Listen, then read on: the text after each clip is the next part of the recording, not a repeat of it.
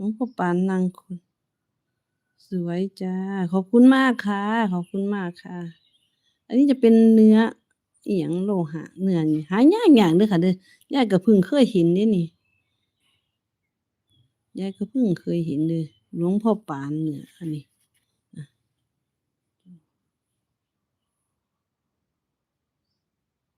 ของหายากเดะนี่มันจะเป็นเนื้อตะกั่วเนาะหรือว่าเนื้อหยังยายก็บ่รู้นะคะ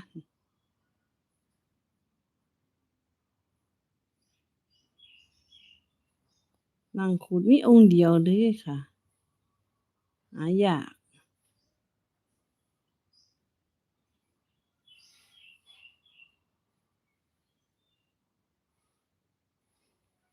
สนใจก็พิมพ์ได้นะคะคุยได้อันนี้เปิดอยู่1,500นะคะต่อรองกันได้เด้อค่ะเด้อมีองค์เดียวหายากๆเดะนี่เนื้อสวยๆ